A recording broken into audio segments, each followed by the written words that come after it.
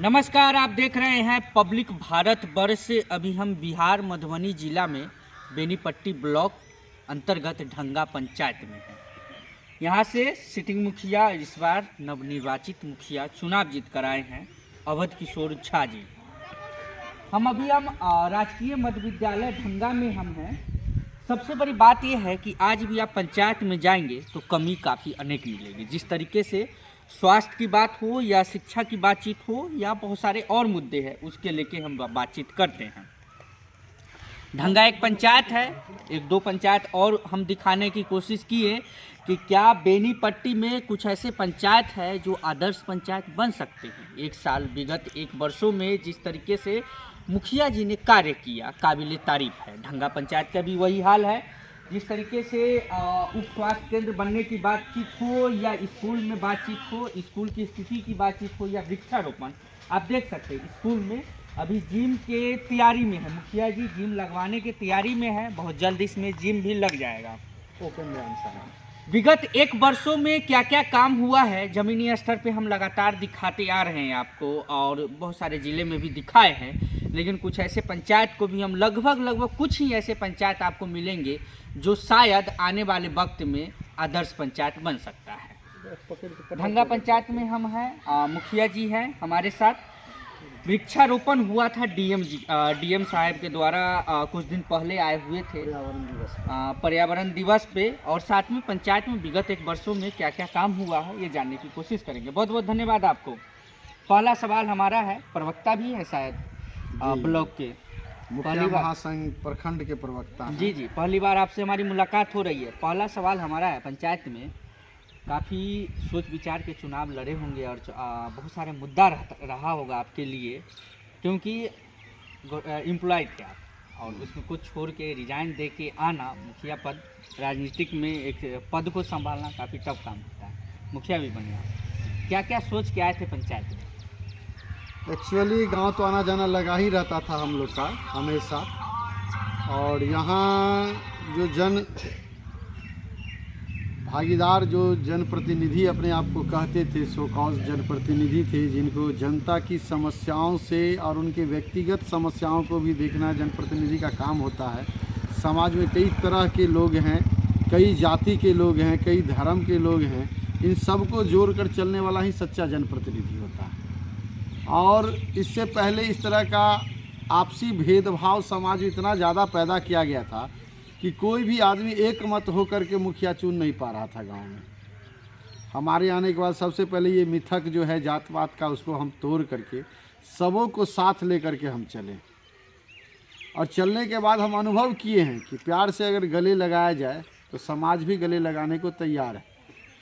उसके अलावा यहाँ पर समस्या का तो भंडार ही था, और एट प्रेजेंट भी समस्या है ही, उसका जो है सॉल्यूशन अभी तक नहीं हो पाया है।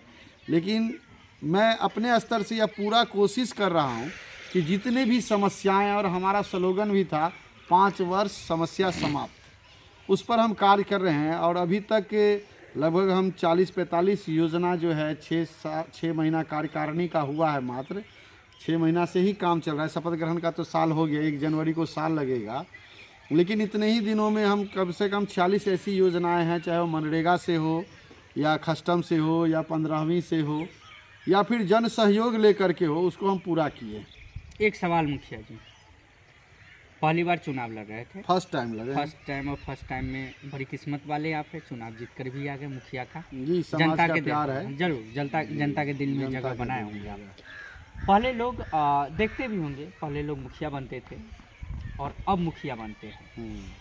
पहले के भी आप देखते होंगे स्थिति और अभी के भी देखते हैं। कितना प्रेशर है एक समाज को लेके चलना, और मुखिया पद को, गरिमा को रखना कितना टफ काम है। देखिए, सरकार के द्वारा योजनाओं की कमी नहीं है, सरकार कहीं भी उसमें कटौती नहीं कर रही है। लेकिन एक्चुअल में है क्या, अब मान लीजिए सीएम साहब से सीएम का पावर ही छीन लिया जाए, उनको गद्दी पर बैठा दिया जाए, तो क्या काम करेंगे और किस तरह से काम करेंगे।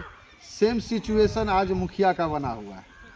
मुखिया तो है, लेकिन मुखिया का सारा पावर ही सीज है, फिर भी आपको सहयोग लेकर के ही, प्रशासनिक सहयोग लेकर के ही काम कर तो रहे हैं, करना पड़ रहा है। हम लोगों को ठेकेदार बना दिया गया है, मुखिया नहीं रहने दिया गया है।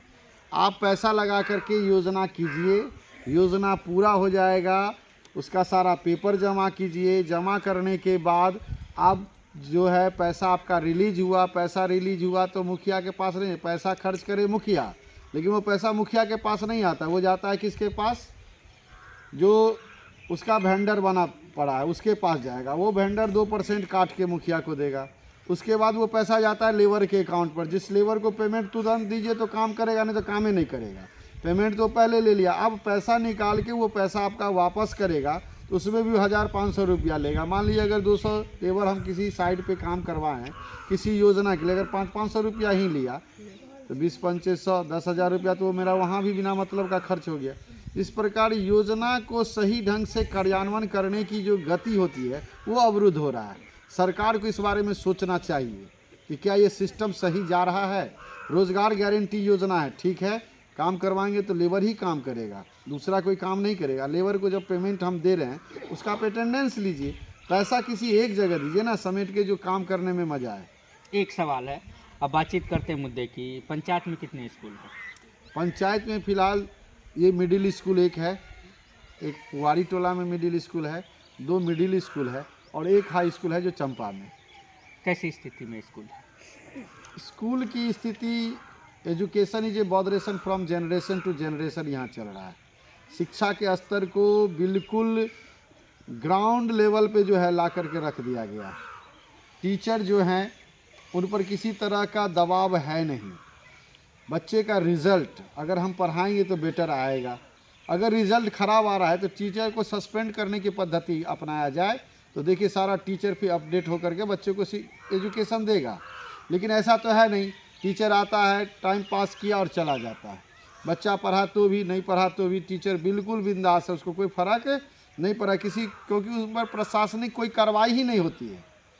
अगर 2-4 को सस्पेंड कर दिया जाए कि बच्चे का रिजल्ट तुम्हारा अच्छा नहीं आया इसलिए तुम इस क्लास के टीचर हो, तुमको सस्पेंड किया जाता है, फिर देखिए एजुकेशन अपडेट ऑटोमेटिक हो जाएगा। क्या 1 वर्षों में अवध किशोर झा जी चुनाव जीत कर आए हैं, कुछ भी बदलाव नहीं हुआ शिक्षा में? हम अपने स्तर से तो बहुत कुछ बदलाव किए हैं। हम खुद भी क्लास लेते हैं, क्योंकि हम भी, हमारा अपना स्कूल कोचिंग भी पहले चलता था और इसलिए टीचिंग का जो सिस्टम है यहाँ तो ना तो सिलेबस का पता था, लोगों को सिलेबस भी यहाँ के टीचर को नहीं पता था, ना रूटीन अपडेट होता था, ना रूटीन बना करके पढ़ाई होती थी, वो सब अपडेट करवाए हैं। आज सिलेबस से और रूटीन से हमारे पंचायत में पढ़ाई हो रही है। लेकिन आप पूछे हैं ऑल इन सोल, आप पूछ रहे हैं कि कैसा चल रहा है एजुकेशन, तो हम जहाँ भी देख रहे हैं वहाँ एजुकेशन का वही हाल है जो आपको बताएं। Education is a botheration from generation to generation. एक लास्ट सवाल मुखिया जी, पंचायत में उप स्वास्थ्य केंद्र आपके द्वारा बन रहा है? हाँ, अभी उप स्वास्थ्य केंद्र तो बहुत पहले बना था, जो जिसका जीर्णोद्धार हम अभी कर रहे हैं, उसका उद्घाटन भी नहीं है, वैसे का वैसे ही पड़ा वो ख़त्म हो गया था।